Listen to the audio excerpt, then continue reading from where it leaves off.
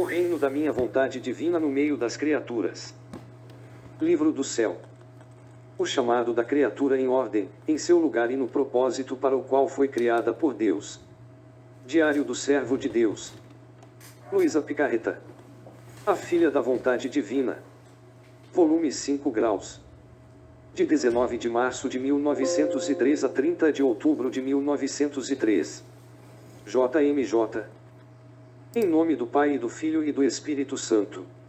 Senhor, venha em meu auxílio, amarre-me esta vontade rebelde que sempre quer recalcular contra a santa obediência. Isso me coloca em tal estreiteza que, embora às vezes pareça morta, e mais do que nunca, como uma cobra, sinto-a viva e meru por dentro. Portanto, amarre-me com novas cordas, de fato, encha-me com sua santa e adorável vontade, até que ela transborda, para que minha vontade permaneça consumida na sua, e então eu posso ter a felicidade de não mais lutar contra a santa obediência. E você, ó, santa obediência, perdoe-me, se eu sempre guerrear contra você e me der forças para poder segui-la com calma em tudo, porque às vezes parece que eu tenho toda a razão. Como lutar contra você, como, neste escrito, no relato do confessor, mas vamos lá, vamos ficar calados, não vamos demorar mais e começar a escrever. Como meu confessor do passado estava muito ocupado, muito mais do que nos anos em que ele me dirigiu, já que ele não pôde comparecer, o confessor estava lá, mas eu nunca pensei que ele tivesse que estar nas mãos disso, muito mais que eu estava feliz com isso, e tinha toda a minha confiança nisso. Estando em meu estado habitual, o abençoado Jesus me disse que não estou feliz que o confessor não estivesse mais se preocupando com o meu interior e, do modo como ele concordou com nosso Senhor sobre o meu estado, dizendo-me que, quando coloco as vítimas nas mãos das almas confessoras, o trabalho de seu interior deve ser contínuo, portanto, diga a ele, ou isso me corresponde, ou eu te coloco nas mãos de outra pessoa. E eu, Senhor, o que você diz? Quem será tão paciente que terá que levar esta cruz para vir todos os dias para se sacrificar como este confessor? E Jesus eu darei luz, nomeando o atual confessor, e ele virá. E eu, como é impossível que ele leve essa cruz? E Jesus, sim, ele virá, e então, quando ele não me ouvir, enviarei minha mãe para nós, e quem a ama não lhe negará esse favor. Quando o confessor chegou, contei tudo a ele, mas, coitado, uma nova ocupação que ele havia tomado o tornou incapaz de lidar com o meu interior. Ficou claro que não estava à vontade, se sentia sua impotência que não podia cuidar de mim. Quando foi dito, ele assumiu um compromisso melhor e imediatamente voltou a não se incomodar como antes. O bem-aventurado Jesus reclamou dele e eu falei ao confessor. Um dia ele próprio me enviou o padre atual, e eu também abri minha alma dizendo tudo. Ele concordou em vir e fiquei surpresa quando ele disse que sim, e me disse, Jesus estava certo. Mas imediatamente a maravilha parou, não sei como, durou apenas uma sombra que escapa imediatamente. Foram apenas 2 ou 3 dias e ele nunca mais se viu, mesmo quando uma sombra escapou e eu continuei nas mãos do confessor do passado, adorando as disposições de Deus, muito mais do que eu estava feliz com isso, que tantos sacrifícios haviam feito por minha causa. Depois de mais um ano, eu, sentindo necessidade, disse ao confessor do passado que disse-me, estou lhe enviando Dom Dinero, ou seja, o padre presente. Preocupada com a tempestade que aconteceu entre eles, Jesus repetiu. Não mexa nas coisas, eu preparei tudo e tudo o que foi feito foi bem feito. 19 de março de 1903 O verdadeiro amor é o que o sofrimento por Deus quer sofrer mais. Hoje de manhã vi o confessor todo humilhado, e junto o abençoado Jesus e São José, que lhe disseram, comece a trabalhar, e o Senhor está pronto para lhe dar a graça que você deseja. Depois disso, vendo meu querido sofredor Jesus, como no curso da paixão, disse-lhe, Senhor, você não se sentiu cansado de sofrer tantas dores diferentes? E ele, não, de fato, um que sofria mais acendeu o coração para sofrer o outro. Estes são os caminhos do sofrimento divino, não apenas isso, mas no sofrimento e no trabalho a alma olha apenas para o fruto que recebe. Eu, nas minhas feridas e no meu sangue, vi as nações salvas, o bem que as criaturas receberam e, em vez de me sentir cansado, meu coração sentiu alegria e desejo ardente de sofrer mais. Portanto, este é o sinal: se o que sofremos é a participação de minhas dores, se une sofrimento e alegria, se quer mais sofrimento, e, se em seu trabalho trabalha para mim, se não olha para o que faz, mas para a glória que dá a Deus e para o fruto que recebe. 20 de março de 1903. Jesus e São José consolam o padre nas dificuldades dele. Encontrando-me fora de mim, vi o padre e todas as dificuldades com relação à graça que ele queria, e Jesus abençoou outra vez com São José, que lhe disse: se você se colocar no trabalho, todas as suas dificuldades desaparecerão e cairão como escamas de peixe. 23 de março de 1903. Se o amor é santo, forma a vida da santificação, se a vida da condenação é perversa. Encontrando-me no meu estado habitual, depois de ter passado por um momento muito difícil, quase vi meu adorável Jesus em meus braços e uma luz que saiu de sua testa, e sob essa luz essas palavras foram escritas: o amor é tudo para Deus e para o homem. Se o amor cessa, a vida cessa.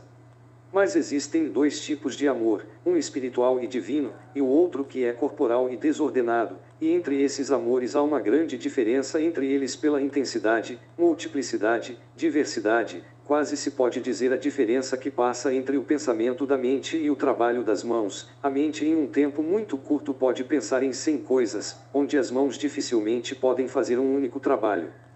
Deus, o Criador, e se Ele cria as criaturas, o único amor as faz criar, e se Ele mantém em constante atitude todos os seus atributos em relação às criaturas, é o amor que o empurra para isso, e, os próprios atributos do amor eles recebem vida.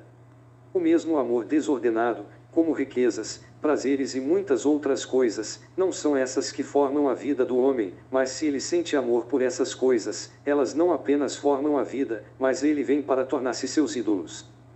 Então, se o amor é santo, forma a vida da santificação; se é perverso, forma a vida de condenação. 24 de março de 1903. Enquanto você não é nada, pode ser tudo estando com Jesus. Esta manhã, depois de passar dias muito amargos, o abençoado Jesus veio e ficou comigo familiarmente, tanto que pensei que deveria sempre tê-lo, mas quando na melhor das hipóteses, como um flash, desapareceu. Quem pode dizer minha penalidade? Eu me senti louco, muito mais do que eu tinha quase certeza de nunca ter que perdê-lo novamente. Agora, enquanto eu estava me sentindo dolorida, como um flash, ele voltou e, com uma voz sonora e séria, me disse: quem é você que quer me manter sempre contigo? E eu, por mais louca que estivesse, ousada, respondi: tudo. Quando fico com você, sinto que não sou nada além de uma vontade do peito do meu Criador.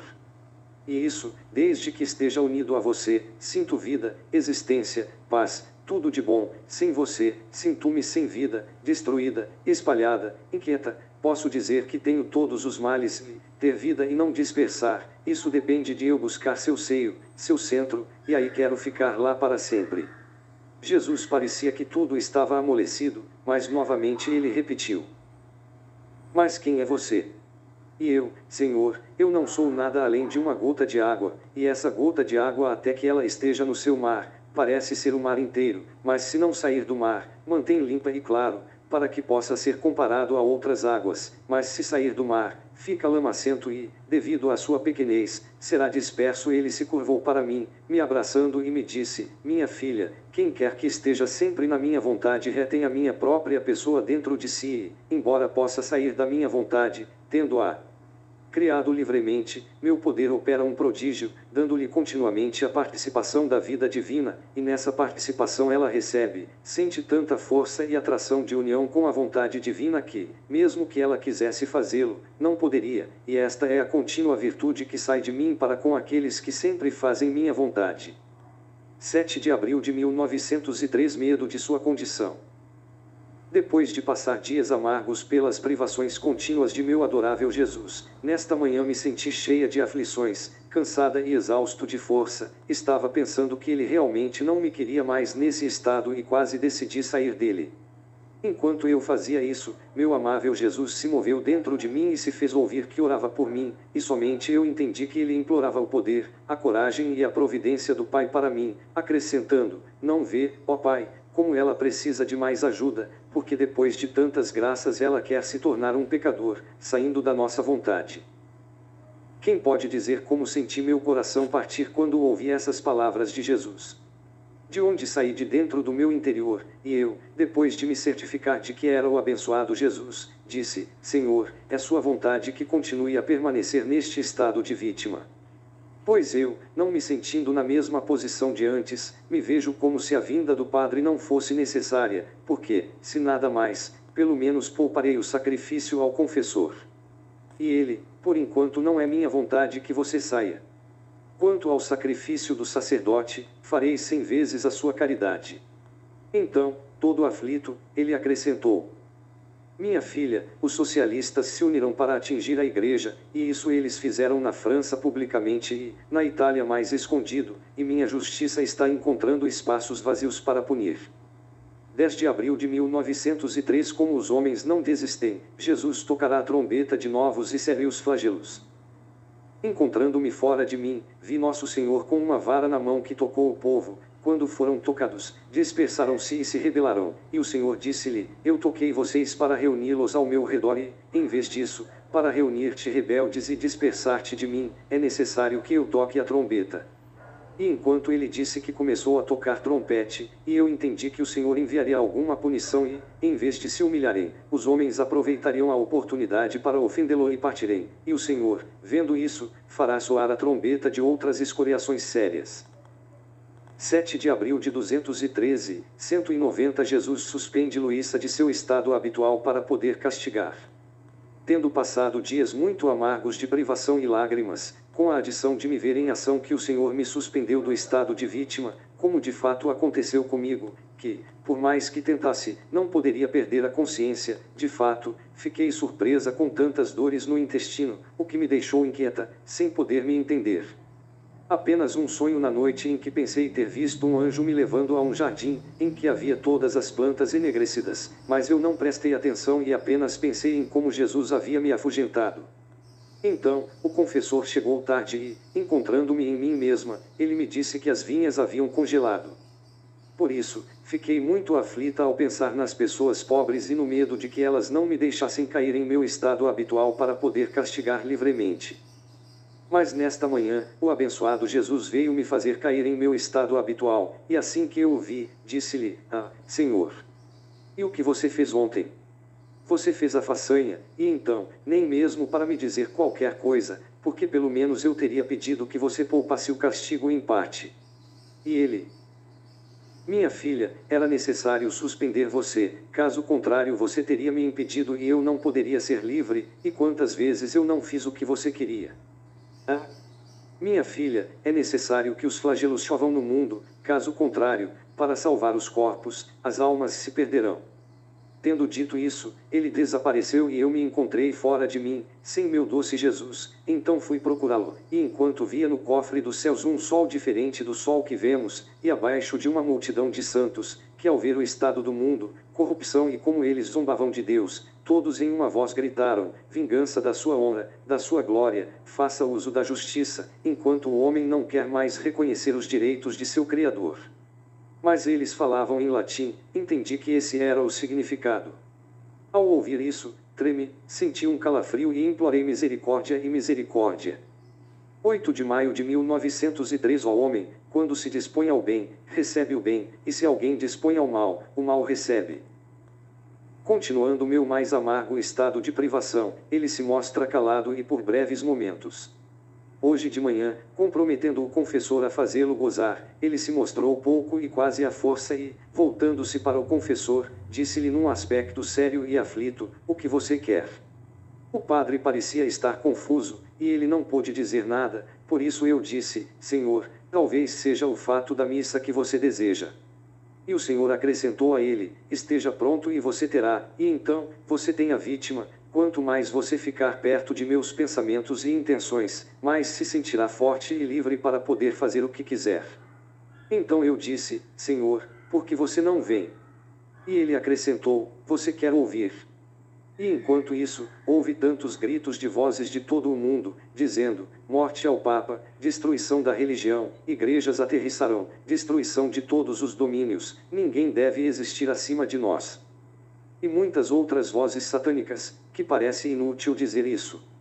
De onde nosso Senhor acrescentou: minha filha, o homem, quando se dispõe ao bem, recebe o bem, e se alguém dispõe ao mal, o mal recebe.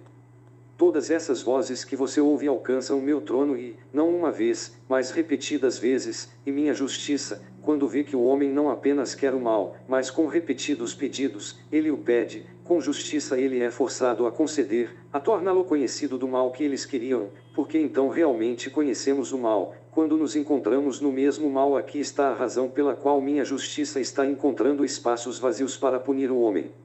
Mas ainda não chegou a hora da sua suspensão, no máximo alguns dias por enquanto, para fazer a justiça pisar um pouco sua mão no homem, não sendo capaz de aguentar o peso de tantas enormidades e, ao mesmo tempo, abaixar a testa do homem muito levantada. 11 de maio de 1903. A paz limpa paixões. A intenção correta tudo santifica. Encontrando-me no meu estado habitual, quando acabei de ver meu adorável Jesus, que me disse: a paz coloca todas as paixões no lugar, mas o que triunfa sobre tudo, que estabelece todo o bem da alma e santifica tudo, está fazendo tudo por Deus, ou seja, operando com a intenção correta de agradar somente a Deus. O trabalho correto é aquele que dirige, que domina, que retifica as mesmas virtudes, até a mesma obediência. Em suma, ele é como um professor que dirige a música espiritual da alma. Dito isto, como um raio desapareceu. 20 de maio de 1903. Ela oferece sua vida pela Igreja e pelo triunfo da verdade. Encontrando-me em meu estado habitual, me vi fora de mim, com o abençoado Jesus em meus braços entre tantas pessoas, que com ferros, espadas, facas, procuraram, quem bater, quem ferir e quem para cortar os membros de nosso Senhor, mas não importa o quanto tentassem ou fizessem, não poderiam causar danos. Pelo contrário, os próprios ferros, por mais afiados que fossem, perderam a atividade e se tornaram inoperantes. Jesus e eu ficamos extremamente aflitos ao ver a brutalidade daqueles corações desumanos que, apesar de verem que não havia nada que pudessem fazer, eles também responderam aos golpes para ter sucesso em suas intenções, e que, se nenhum dano foi causado, foi porque eles não puderam. Eles ficaram com raiva porque suas armas haviam se tornado inúteis, e não puderam realizar sua vontade resoluta de causar danos a nosso Senhor, e disseram um ao outro: e por que não podemos fazer nada? Qual é a causa? Parece que outras vezes fomos capazes de fazer algo, mas estando nos braços disso, não podemos fazer nada. Vamos tentar se podemos danificar isso e tirá-lo na nossa frente. Quando eles disseram isso, Jesus se retirou para o meu lado e deu liberdade àqueles que faziam o que queriam. Então, antes de me colocarem as mãos, eu disse: Senhor, ofereço minha vida pela Igreja e pelo triunfo da verdade, por favor aceite o meu sacrifício. E eles pegaram uma espada e cortaram minha cabeça. O bem-aventurado Jesus aceitou o meu sacrifício, mas enquanto eles fizeram, no ato de fazer o sacrifício, encontrei-me em mim com o meu maior desagrado, enquanto pensava ter atingido o ponto dos meus desejos e, em vez disso, fiquei decepcionada. 6 de junho de 1903. Jesus a ensina como se comportar em um estado de abandono e sofrimento. Depois de passar dias amargos de privação e sofrimento, nesta manhã me vi fora de mim com o menino Jesus nos braços e, logo que o vi, disse: ah, meu Deus, como você me deixou em paz. Pelo menos me ensine como se comportar neste estado de abandono e sofrimento. E ele: minha filha, tudo o que você sofre em seus braços, pernas e coração, oferece-o juntamente com os sofrimentos dos meus membros, com a recitação de 5 glória ao Pai, e ofereça a justiça divina pela satisfação das obras, dos maus passos e desejos dos corações, que são continuamente cometidos por criaturas. Depois junte os sofrimentos de espinhos e ombros aos meus sofrimentos com a recitação de 3 glória ao Pai e ofereço-o para a satisfação dos 3 poderes do homem tão deformados que não mais reconhecem minha imagem neles.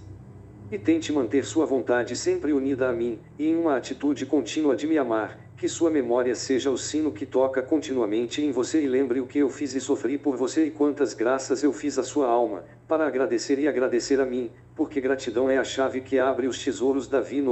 Seu intelecto pensa em nada além de cuidar de Deus. Se você fizer isso, encontrarei minha imagem em você e ficarei satisfeito com isso que não posso receber de outras criaturas. E você fará isso continuamente, porque se a ofensa continuar, a satisfação deve continuar. Por isso acrescentei: ah, Senhor, quão ruim eu me tornei ganancioso. E ele: minha filha, não tenha medo, quando uma alma faz tudo por mim, tudo o que é preciso, até os mesmos refrescos, eu os recebo como se revigorasse meu corpo sofredor, e aqueles que os entregam, eu os seguro como se os tivessem dado a mim mesmo, tanto que, se não os dissem, sentiria pena deles. Mas, para remover suas dúvidas, sempre que elas lhe derem um refresco, e você sentirá a necessidade de tomá-la, não apenas fará isso por mim, mas acrescentará: Senhor, pretendo restaurar seu corpo sofredor no meu. Enquanto ele dizia isso, ele gradualmente se retirou para o meu interior, e eu não o via mais e não podia mais falar com ele. Eu senti tanta dor que, pela dor, eu teria me rasgado para encontrá-lo novamente, de onde eu comecei a me rasgar na parte do interior que havia trancado, e então eu o encontrei e com a maior dor disse: ah, Senhor, como você vai me deixar? O Senhor é a minha vida e que, sem você, não apenas a alma, mas também o corpo é completamente abalado e não suporta o poder da dor de sua privação, tanto que, então, parece que tenho que morrer então. O meu único conforto é a morte. Mas enquanto eu dizia isso, Jesus me abençoou e novamente se retirou para o meu interior e desapareceu, e eu me encontrei em mim mesma. 10 de junho de 1903. Os que usam seus sentidos para glorificar Nosso Senhor retêm em si mesmos seu trabalho criativo. Estando no meu estado habitual, meu adorável Jesus, não sei como, vi dentro do meu olho. Por isso fiquei maravilhada, e ele me disse: minha filha, quem usa seus sentidos para me ofender, deforma minha imagem em si mesmo. Portanto, o pecado dá morte à alma, não porque ela realmente morre, mas porque ela dá morte para tudo o que é divino. Se então ele usa seus sentidos para me glorificar, posso dizer: você é meu olho, minha audição, minha boca, minhas mãos e meus pés, e com isso preserva meu trabalho criativo. E se me glorificar, acrescenta sofrimento, contentamento, reparação aos outros, preserva em mim minha obra redentora, e aperfeiçoando essas minhas obras, minha obra santificadora ressurge, santificando tudo e preservando-a na alma, porque em tudo o que fiz na obra do Criador, Redentor e Santificador, transfunde na alma uma participação própria no operar. Mas tudo é, se a alma corresponde ao meu trabalho. 16 de junho de 1903. O que torna a alma mais querida, mais bonita, mais amável e mais íntima de Deus é a perseverança em trabalhar apenas para agradá-lo. Continuando o meu estado habitual, me vi fora de mim e vi o menino Jesus segurando um copo cheio de amargura e uma varinha na mão, e ele me disse: veja, minha filha, que copo de amargura me dá para beber o mundo continuamente. E eu, Senhor, faça parte de mim, para que você não sofra sozinho. De onde ele me deu um pouco de bebida dessa amargura, e então, com a varinha que segurava na mão, começou a perfurar a parte do meu coração, o suficiente para fazer um buraco de onde saía uma corrente daquela amargura que eu bebi e mudou para leite doce e foi à boca da criança, que tudo foi amaciado e revigorado, e então ele me disse: minha filha, quando dou à alma um gosto amargo, tribulações, se a alma se conforma com a minha vontade, e ela é grata a mim, se me agradece e a mim ela faz um presente oferecendo-me, pois é amargo, está sofrendo e, para mim, se transforma em doçura e refresco, mas o que mais me recria e agrada é ver a alma que, se ela funciona e sofre, tudo tem a intenção de agradar-me sozinho, sem nenhum outro propósito ou objetivo de recompensa. Mas, no entanto, o que torna a alma mais querida, mais bonita, mais amável, mais intrínseca ao ser divino, é a perseverança nesse modo de agir, tornando-a imutável com o Deus imutável, porque se hoje tem, amanhã não, se uma vez tem um fim e outra vez outro, hoje tenta agradar a Deus, amanhã as criaturas, é a imagem de quem hoje é rainha e amanhã é uma serva muito vil, hoje ela se alimenta de comida deliciosa e amanhã de terra. Depois de um tempo, ele desapareceu, mas depois de um tempo voltou, acrescentando: o sol é para benefício de todos, mas nem todos desfrutam de seus efeitos benéficos. Assim, o sol divino ilumina a todos, mas quem desfruta de seus efeitos benéficos? Quem mantém os olhos abertos à luz da verdade? Todos os outros, apesar do sol estar exposto, permanecem no escuro, mas, apropriadamente, goza, recebe toda a plenitude deste sol que pretende agradar-me. 11 de junho de 1903, beleza da alma interior. Ao me encontrar fora de mim, vi a rainha mãe e, Prostrando-me aos pés dela, disse-lhe: minha mais doce mãe, em que terríveis apertos estou, privada do meu único bem e da minha própria vida, sinto que toco extremos. E enquanto eu dizia isso, estava chorando, e a Santíssima Virgem, abrindo-se do lado do coração como se abrisse uma custódia, tirou a criança de dentro e me deu dizendo: minha filha, não chore, aqui está o seu bem, a sua vida, o seu tudo, pegue-o e mantenha-o sempre com você. E enquanto você o mantém, mantenha seu olhar fixo em seu interior acima dele, não fique envergonhada se isso não lhe diz nada, ou se você não pode dizer nada, olhe apenas para dentro de si, porque olhando para ele você entenderá tudo, fará tudo e ficará satisfeita com todos. Essa é a beleza da alma interior, que, sem voz, sem educação, já que não há coisa externa que a atraia ou agite, mas toda a sua atração, todos os seus bens estão contidos, facilmente olhando para Jesus tudo significa e tudo funciona. Dessa maneira, você caminhará até o cume do Calvário e, quando estivermos lá, não verá mais a criança, mas será o crucificado e permanecerá junto com ele crucificada. De onde parecia que, com o menino nos braços e a Santíssima Virgem, chegamos ao Calvário, enquanto caminhava, às vezes encontrava alguém que queria tirar Jesus de mim e liguei para a Rainha Mãe para ajudar dizendo: minha mãe, me ajude, porque eles querem rasgar Jesus de mim. E ela respondeu: não tenha medo, seu estudo é manter seu olhar interno fixo nele, e isso tem tanta força que todas as outras forças humanas e diabólicas permanecem debilitadas e derrotadas. Agora, enquanto caminhamos, encontramos um templo onde a Santa Missa era celebrada. No ponto da comunhão, voei com a criança nos braços, até o altar para me comunicar. Mas o que não foi minha surpresa, que assim que Jesus Cristo entrou em mim, ele desapareceu dos meus braços, e depois de um tempo eu me encontrei em mim mesma.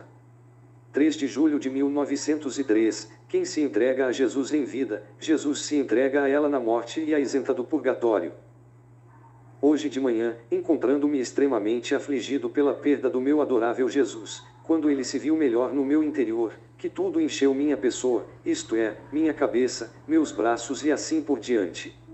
E enquanto eu estava vendo isso, ele me disse, quase querendo explicar o significado de como ele se viu: minha filha, porque você se aflige por ser o mestre de todos vocês. E quando uma alma vem me fazer dominar sua mente, braços, coração e pés, o pecado não pode reinar, e se algo involuntário entra nela, sendo eu o mestre, e a alma, estando sob a influência do meu domínio, está em uma atitude contínua de purgação e a deixa imediatamente. Além disso, sendo santo, é difícil para ela reter em si algo que não é santo. Além disso, tendo-me dado tudo de si na vida, é justiça que eu lhe dê tudo de mim na morte, admitindo-a sem demora a visão beatífica. Portanto, quem quer que se entregue a mim, as chamas do purgatório nada tem a ver com isso. 3 de agosto de 1903. Quanto mais a alma se despoja das coisas naturais, mais adquire coisas sobrenaturais e divinas. Encontrando-me no estado habitual, quando logo que meu adorável Jesus veio, me fez ouvir sua doce voz que dizia: quanto mais a alma se despoja das coisas naturais, mais adquire coisas sobrenaturais e divinas. Quanto mais ela se despoja do amor próprio, mais adquire o amor de Deus. Quanto menos ela trabalha para conhecer as ciências humanas e provando os prazeres da vida, mais ela adquire o conhecimento das coisas do céu, a virtude, e mais as provará, convertendo seus amargos em doces. Em resumo, são todas as coisas que andam de mãos dadas, de modo que, se nada parecer sobrenatural, se o amor de Deus se extinguir na alma, se nada for conhecido sobre as virtudes e as coisas do céu e nenhum sabor for sentido, o motivo é bem conhecido. 2 de outubro de 1903. Quem tenta se unir a mim cresce em minha própria vida e desenvolve o enxerto feito por mim na redenção, acrescentando outros galhos à árvore da minha humanidade. Me encontrando no meu estado habitual, toda amargurada e angustiada e quase estupefata com a privação de meu adorável Jesus, sem me conhecer onde eu estava, no inferno ou na terra, como um raio que escapa assim que o vi dizendo: quem está no caminho de a virtude está na minha própria vida, e quem estiver no caminho do vício se encontra em contradição comigo. E desapareceu. Depois de um tempo, em outro flash, ele acrescentou: minha encarnação enxertou a humanidade na divindade, e quem tenta se unir a mim, à vontade, às obras e ao coração, tentando levar a vida de acordo com a minha, pode-se dizer que cresce em minha própria vida e dá desenvolvimento ao enxerto feito por mim, acrescentando outros galhos à árvore da minha humanidade. Se então não se une a mim, além de não crescer em mim, não desenvolve o enxerto, mas como aqueles que não estão comigo não podem ter vida, então essa perdição se dissolve. E novamente desapareceu. Depois disso, me vi fora de mim mesma, dentro de um jardim onde havia várias manchas de rosas, algumas lindas, em proporção justa, quase semi-fechadas, e outras com todas as folhas caindo, que mal precisavam de um leve movimento para serem podadas enquanto permanece o único caule da rosa nua, e um jovem, sem saber quem eu era, me disse: as primeiras rosas são as almas internas, que operam dentro delas e são um símbolo das 7 folhas da rosa que estão contidas por dentro, enfatizando a beleza, o frescor e a solidez, sem temer que algumas folhas caiam no chão. As folhas externas são um símbolo do florescimento que leva a alma interior para o exterior, que, tendo vida por dentro, são obras perfumadas com santa caridade, que as luzes atingem os olhos de Deus e do próximo. As segundas manchas das rosas são as almas externas, que o pouco de bom que faz é externo e está à vista de todos. Portanto, como não é um florescimento do interior, não pode haver o único objetivo de Deus e seu único amor. Então, onde não há isso, as folhas não podem ser enraizadas, isto é, as virtudes, de onde sai o leve sopro do orgulho e faz as folhas caírem, o sopro da complacência, da autoestima, da estima dos outros, das contradições, da mortificação, e assim que tocam nele e as 8 folhas caem no chão, para que a pobre rosa permaneça sempre nua, sem folhas, os únicos espinhos restantes, que picam sua consciência. Depois disso, me encontrei em mim mesmo. 3 de outubro de 1903 Jesus continua sua vida no mundo não apenas no Santíssimo Sacramento, mas também nas almas que se encontram em graça.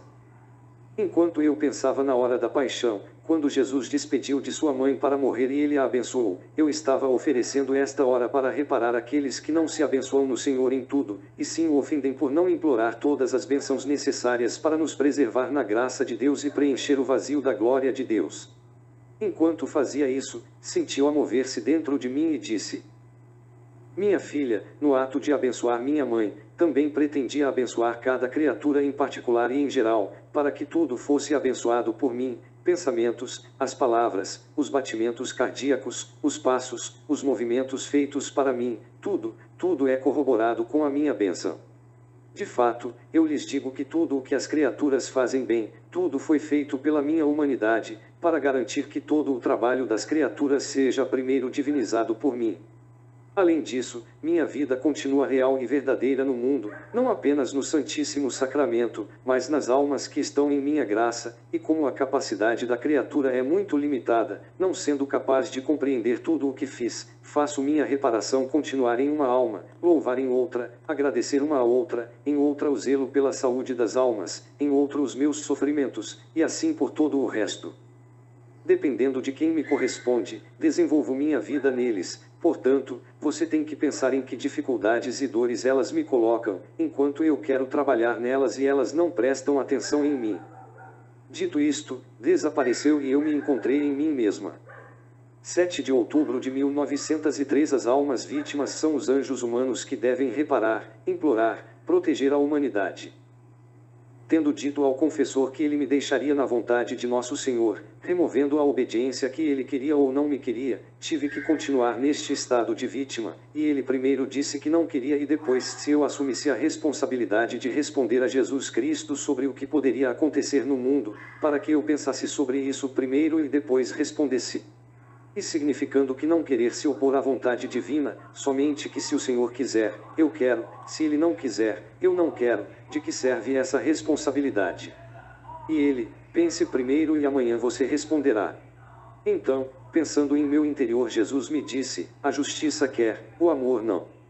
Então, encontrando-me no meu estado habitual, quando logo que o vi, e ele me disse, os anjos, quer obtenham ou não, sempre exercem seu ofício, não se retiram do trabalho que lhe foi confiado por Deus, a custódia das almas, apesar de verem que, apesar de seus cuidados, diligência, indústrias, assistência contínua, as almas estão miseravelmente perdidas, estão sempre lá, em seus lugares.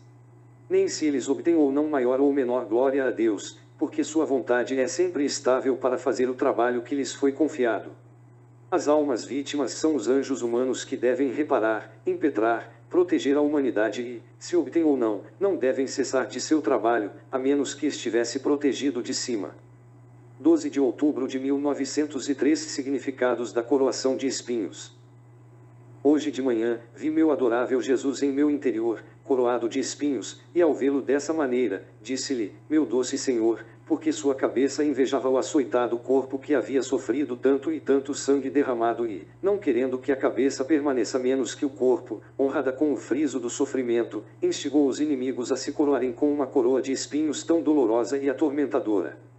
E Jesus, minha filha, muitos significados que esta coroa de espinhos contém, e, tanto quanto eu disse, sempre há muito a dizer, porque é quase incompreensível para a mente criada porque minha cabeça queria ser honrada por deixar de lado sua parte distinta e especial, e não geral, de um sofrimento e derramamento de sangue, quase competindo com o corpo. A razão era que se a cabeça que une todo o corpo e toda a alma, para que o corpo sem cabeça não seja nada, tanto que você possa viver sem os outros membros, mas sem a cabeça é impossível, sendo a parte essencial do homem inteiro, tão verdadeiro, que se o corpo peca ou faz o bem, é a cabeça que dirige, uma vez que o corpo não é senão um instrumento, de onde, meu chefe, tendo que restaurar o regime e o domínio, e merecer nas mentes humanas que novos céus de graças, novos mundos da verdade entrariam, e replicar novos infernos de pecados para se tornarem escravos vis de paixões vis, e querendo coroar toda a família humana de glória, honra e dignidade, portanto eu queria ser coroado, embora com uma coroa de espinhos muito dolorosa, símbolo da coroa imortal que retorno às criaturas removidas do pecado. Além disso, a coroa de espinhos significa que não há glória e honra sem espinhos, que nunca pode haver um domínio de paixões, compra de virtudes, sem se sentir picado na carne e no espírito, e que o verdadeiro reinado é dar-se, com as mordidas da mortificação e do sacrifício. Além disso, esses espinhos significavam que eu sou o verdadeiro e único rei, e que sozinho me constitui rei de seu coração, para ele gozar de paz e felicidade. Portanto, todos aqueles riachos de sangue que jorraram da minha cabeça eram muitos fluxos que ligavam a inteligência humana ao conhecimento da minha soberania acima deles. Mas quem pode dizer tudo o que sinto dentro de mim? Não tenho palavras para expressá-lo, pelo contrário, o que eu disse parece ter desconectado e, portanto, acredito que deve estar falando das coisas de Deus, por mais alto e sublime que se possa falar disso, me sinto gaguejando.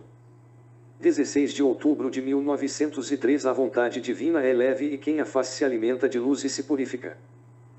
Encontrando-me no meu estado habitual, senti-me cheia de pecados e amargura, de onde se tornou um relâmpago no meu interior e assim que vi meu adorável Jesus, mas na presença dele os pecados desaparecerão, e eu temi dizer, meu Senhor, como na sua presença, devo saber mais sobre meus pecados, acontece o contrário.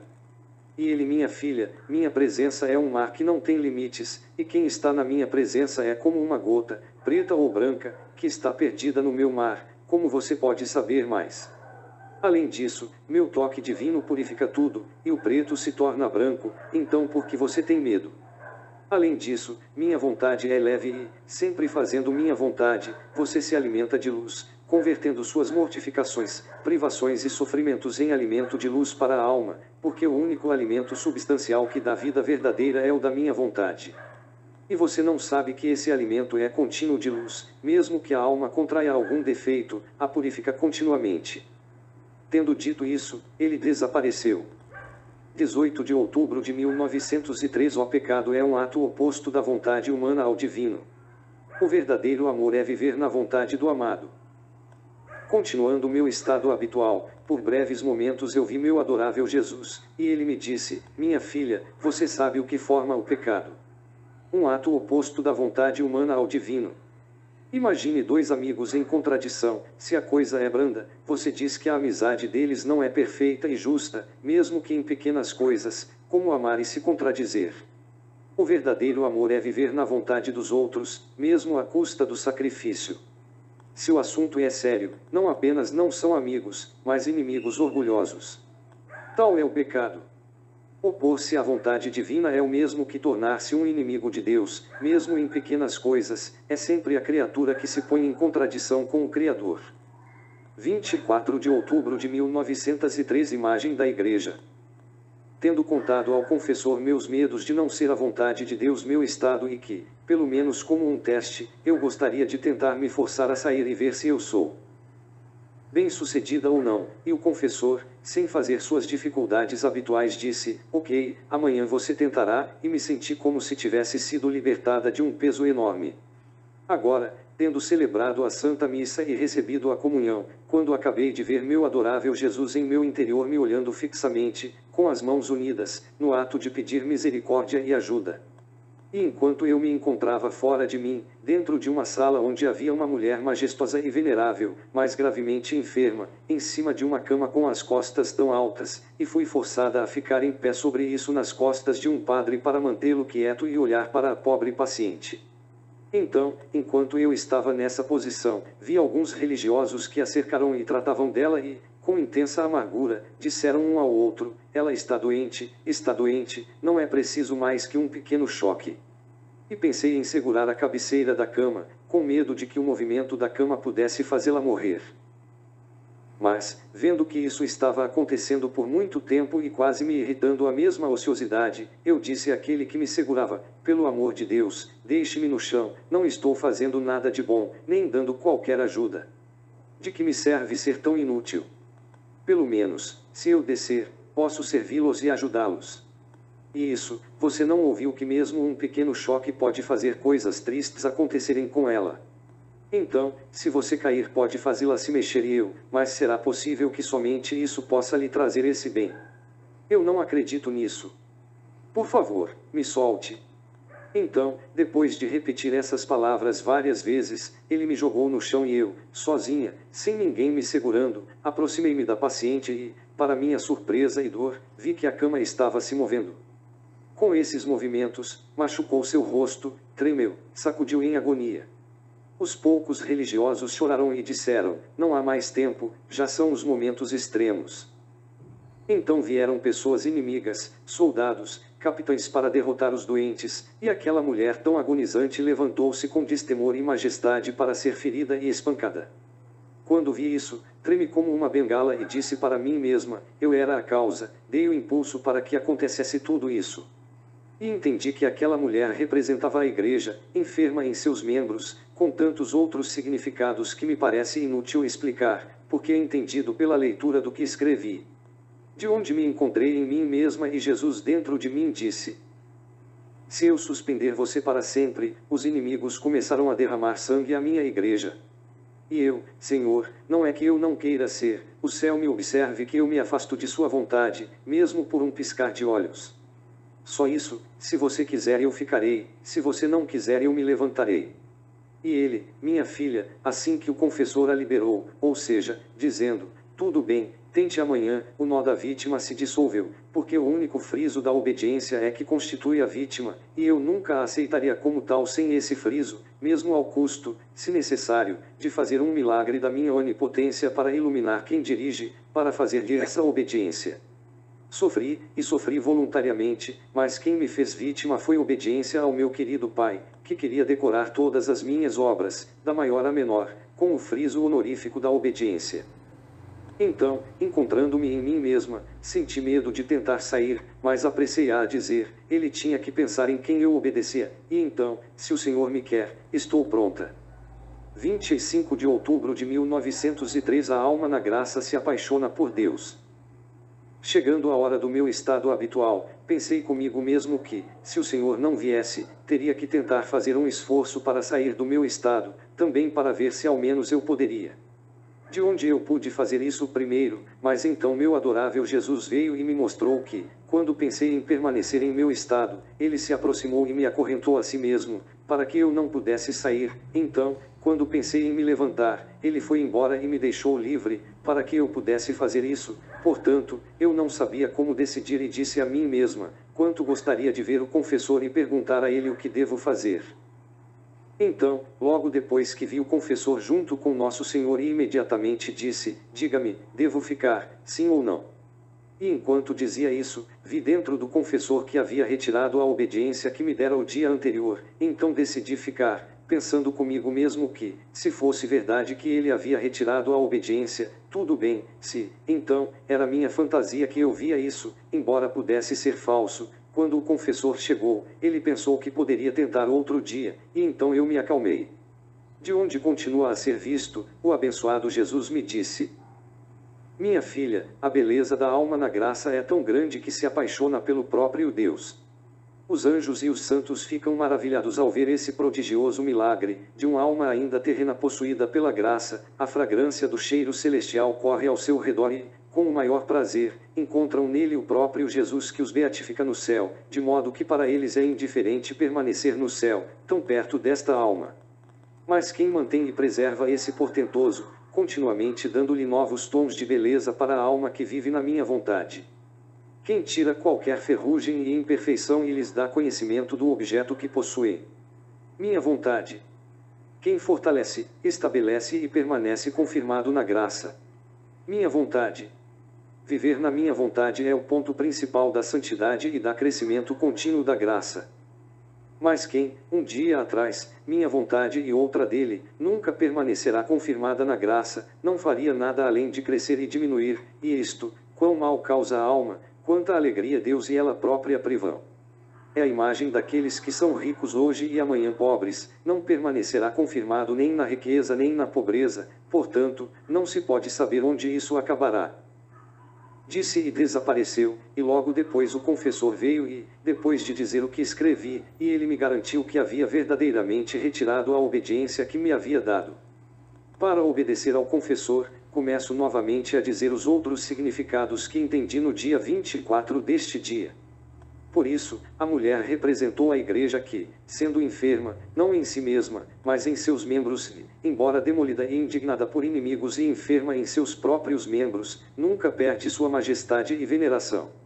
A cama onde estava, eu entendi que, embora a igreja pareça oprimida, enferma, oposta, ela também descansa com descanso perpétuo e eterno e com paz e segurança no peito paterno de Deus, como uma criança no ventre de sua mãe.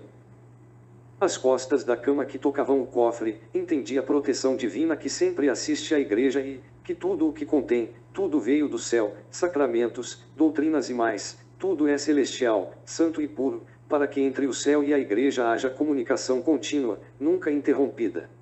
Os poucos religiosos que cuidaram ajudaram a mulher, entendi que poucos são os que defendem a igreja contra os corpos perdidos, mantendo os males que recebe como eles mesmos. A sala onde ela morava, composta de pedras, representava a solidez e firmeza e também a dureza da igreja de não ceder a quaisquer direitos que lhe pertencessem. A mulher moribunda que, com destemor e coragem, é derrotada por seus inimigos, representou a igreja que, embora pareça que ela morre, se eleva mais destemida, mas como com sofrimento e derramamento de sangue, o verdadeiro espírito da igreja, sempre pronto para mortificações, como Jesus Cristo. 27 de outubro de 1903. A maneira divina de trabalhar é o único amor do Pai e dos homens. Encontrando-me em meu estado habitual, quase vi meu adorável Jesus dizendo para mim mesma: minha filha, aceitando mortificações e sofrimentos como penitência e punição, é louvável, é boa, mas não tem nenhuma conexão com a maneira divina de trabalhar, porque fiz muito, sofri muito, mas o modo como mantive tudo isso foi o único amor do Pai e dos homens. Assim, pode-se ver imediatamente se a criatura mantém o caminho de operar e sofrer para o divino, se o único amor por fazer e sofrer a empurra. Se ele possui outras maneiras, mesmo que sejam boas, é sempre o caminho das criaturas e, portanto, o mérito que uma criatura pode adquirir, não o mérito que o Criador pode adquirir, uma vez que não há união de maneiras. Enquanto se continuar do meu jeito, o fogo do amor destruirá toda disparidade e desigualdade e formará uma coisa única entre o meu trabalho e o da criatura. 29 de outubro de 1903. Quando a alma imprimiu em si o fim da criação, Jesus a retribuiu com parte da felicidade celestial.